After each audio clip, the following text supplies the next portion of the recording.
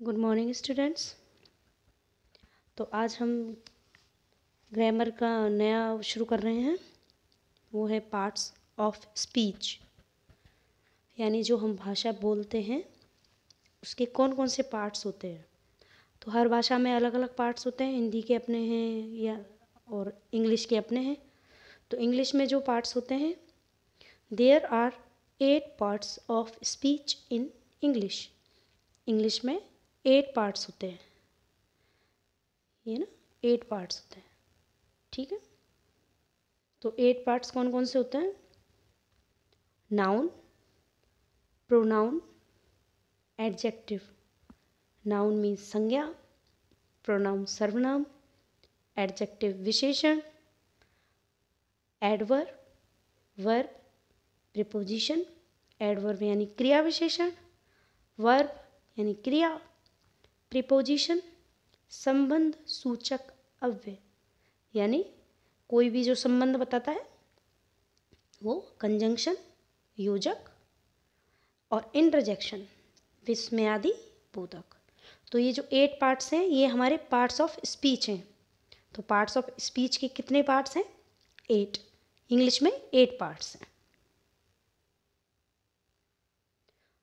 तो इनके हम थोड़े थोड़े से उसमें देखते हैं कि भाई ये जो 8 पार्ट्स ऑफ स्पीच है ये क्या क्या हैं। अभी हम इनकी शॉर्ट में इंफॉर्मेशन लेते हैं, फिर उसके बाद हम एक एक करके सारे उनकी डिटेल में पढ़ेंगे। तो नाउन, फर्स्ट क्या है? नाउन। नाउन जिसको हम हिंदी में क्या बोलते हैं? संज्ञा। A noun is the name of a person, place, thing और क्वालिटी। मतलब नाउन वर्ड्स जो होते हैं वो क्या होते हैं? नेम ऑफ ए पर्सन, किसी भी व्यक्ति का नाम, किसी भी स्थान का नाम, कोई भी चीज़ या वस्तु, और क्वालिटी यानी किसी की विशेषता। ये जो सारी चीज़ें होती हैं क्या नाउन होती हैं। अब जैसे हम कहें जो चीज़ हमें महसूस होती है वो भी नाउन है, और जो दिखाई देती है वो भी नाउन है। मतलब दुनिया में जितनी भी चीज़ें हैं वो क्या हैं? नाउन है, ठीक है। तो इसका एग्जाम्पल क्या है? The rose is a beautiful flower. जो रोज़ है वो क्या है? एक ब्यूटीफुल फ्लावर है। तो इसमें जो दो द रोज़ है, द रोज़ क्या है? एक नाउन है। The rose is a beautiful flower. तो ये किसका एग्जाम्पल हुआ? नाउन का। सेकंड पे हम देखेंगे प्रोनाउन। प्रोनाउन यानी सर्वनाम। तो प्रोनाउन की डेफिनेशन क्या होती है? Pronoun are words used in place of noun. जो प्रोनाउन जो वर्ड्स होते हैं वो किन के स्थान पर यूज़ करते हैं? नाउन के स्थान पर। तो जो वर्ड्स जो नाउन के स्थान पर प्रयोग होते हैं वो क्या कहलाते हैं? Pronoun. Pronoun are words used in place of noun. इसका एग्जाम्पल लेंगे। Ram is my brother, he is a good player. तो यहाँ पे नाउन क्या है? राम। लेकिन इसका जो सेकंड वो है, इसमें क्या है? ही इज़ ए गुड प्लेयर। तो यहाँ पे जो ही वर्ड यूज़ हुआ है वो किसके लिए यूज़ हुआ है? राम के लिए। अब अगर हम बार बार बोले Ram is my brother, Ram is a good player, तो इसमें जो ही वर्ड है वो इसलिए आया है कि जिससे बार बार हमें राम राम राम ऐसे नहीं बोलना पड़े। Ram is my brother, he is a good player, ठीक है। तो राम की जगह हमने नेक्स्ट सेंटेंस में क्या वर्ड यूज़ किया है? ही। तो ही क्या है? राम का प्रोनाउन है, यानी नाउन की जगह हमने क्या यूज़ किया? ही। तो he is a good player, he यहाँ पर प्रोनाउन है। एडजेक्टिव को हिंदी में क्या बोलते हैं? विशेषण। तो इसकी डेफिनेशन क्या होगी? The word which qualifies a noun is an adjective. The word which qualifies a noun is an adjective. मतलब जो भी शब्द जो नाउन होती है उसको क्वालिफाई करें, यानी उसकी विशेषता बताएं कि भाई ये शब्द नाउन की विशेषता बता रहे। जैसे ब्यूटीफुल है या क्लेवर है, तो यहाँ पे हमने जो एग्जाम्पल लिया है, ये लिया है देखो, ही इज़ ए क्लेवर बॉय। तो जो क्लेवर वर्ड है यहाँ पे ये क्या है? एडजेक्टिव है। ये किसकी विशेषता बता रहा है? बॉय, यानी ये बता रहा है कि जो ये लड़का है वो कौन है? क्लेवर है, सॉरी कैसा है, क्लेवर है। तो यहाँ पे ये एडजेक्टिव क्या होगा, क्लेवर।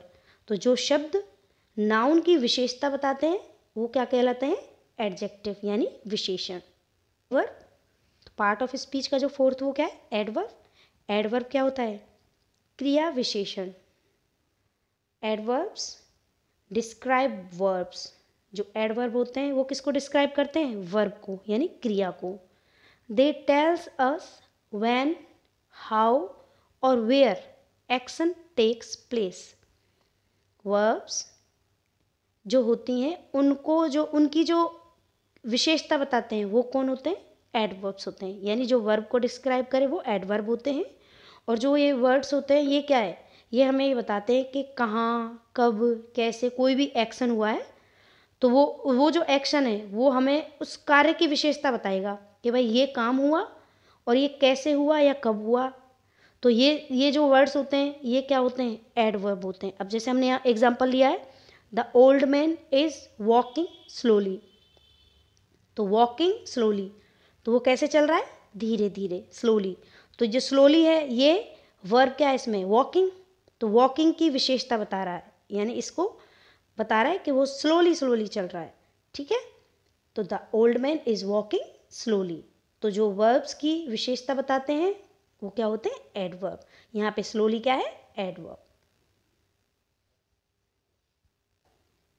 वर्ब यानी क्रिया, यानी कोई काम, कोई कार्य। तो पार्ट ऑफ स्पीच का फिफ्थ क्या है, वर्ब। इसकी डेफिनेशन होगी, a verb is a word which tells us what somebody does. A verb is a word which tells us what somebody does.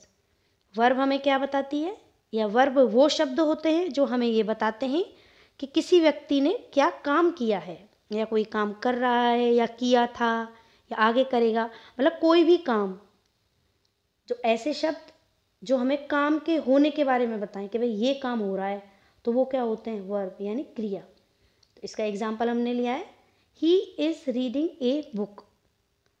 He is reading a book, वह किताब पढ़ रहा है, या वह एक किताब पढ़ रहा है। तो यहाँ पे रीडिंग वर्ड क्या है, रीडिंग वर्ड क्रिया है यानी पढ़ना, और यहाँ पे पढ़ रहा है वो, मतलब अभी भी पढ़ रहा है। तो he is reading a book. तो बुक की जो क्रिया, जो वो व्यक्ति है जो ही है, वो क्या कर रहा है, रीड कर रहा है किसको, एक बुक को। तो he is reading a book, तो यहाँ रीड क्या होगी, वर्ब होगी। ठीक है बच्चों। सिक्स्थ वन होगा हमारा प्रीपोजिशन। प्रीपोजिशन जो पार्ट ऑफ स्पीच होता है उसमें क्या काम करता है, संबंध सूचक अव्यय होता है ये प्रीपोजिशन। मतलब कोई भी स्थिति है, उस स्थिति को क्लियर करता है ये कि भाई ये स्थिति है, इस स्थिति से पहले ये चीज़ हुई है। जैसे प्रीपोजिशन की अपन डेफिनेशन देखें, इससे हमें सब समझ में आ जाएगा। A preposition is a word used with a noun or pronoun to show its relation with another words. जो preposition होता है वो ऐसे शब्द होते हैं जो नाउन या प्रोनाउन के साथ जो इस्तेमाल होते हैं टू शो, तो वो ये दिखाते हैं it's relation with another words, इसका संबंध किससे बताते हैं, दूसरे शब्दों के साथ। तो प्रीपोजिशन क्या होते हैं, संबंध सूचक अव्यय होते हैं, यानी नाउन और प्रोनाउन का संबंध बताते हैं दूसरे शब्दों के साथ। तो इसका एग्जाम्पल से आपको क्लियर हो जाएगा। The book is under the table. तो कोई भी बुक क्या है, यहाँ पे नाउन है, ठीक है, तो वो कहाँ है, अंडर द टेबल, टेबल के नीचे रखी है। तो यहाँ अंडर वर्ड है वो क्या है, प्रीपोजिशन है, क्योंकि वो नाउन के बारे में बता रहा है। नाउन क्या है, द बुक, तो बुक कहाँ है, टेबल के नीचे है। ठीक है, तो प्रीपोजिशन वर्ड्स कौन से होते हैं, जो नाउन या प्रोनाउन से पहले आकर उसकी स्थिति से रिलेट करते हैं। तो the book is under the table. 7 number पे है अपना कंजंक्शन।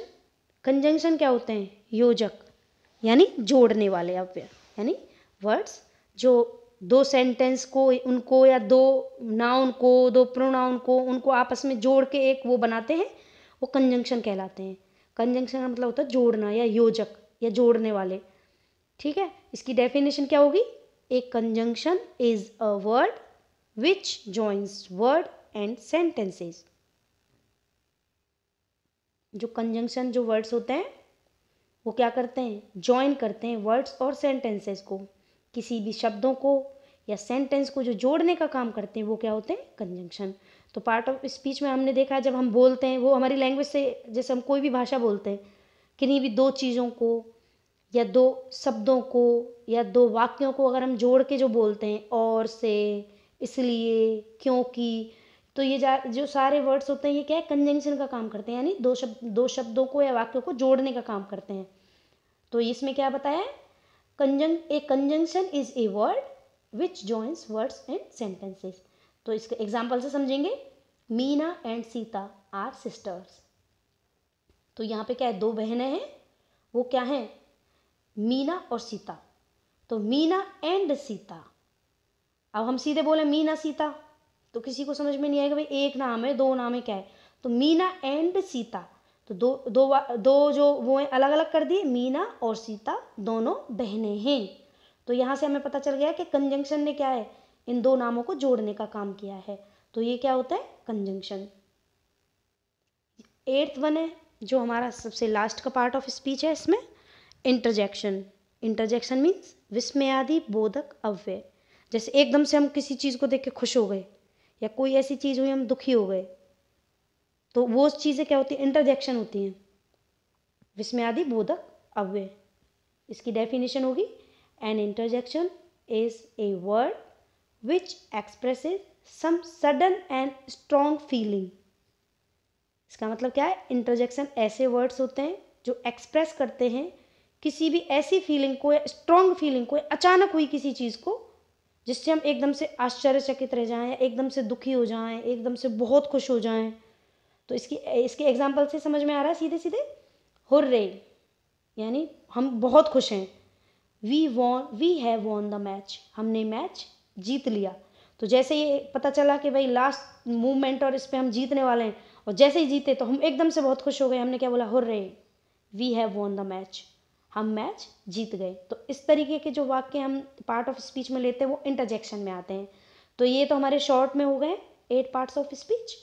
अब धीरे धीरे एक एक करके हम इनको डिटेल में पढ़ते जाएंगे नेक्स्ट क्लासेस में।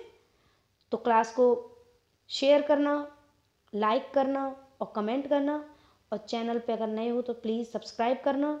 और नेक्स्ट वीडियोस में हम इनके बारे में डिटेल से देखते जाएंगे, और कोई भी अगर कमी है या कोई और एडवाइस है तो प्लीज़ कमेंट बॉक्स में कमेंट भी करना। Thank you so much.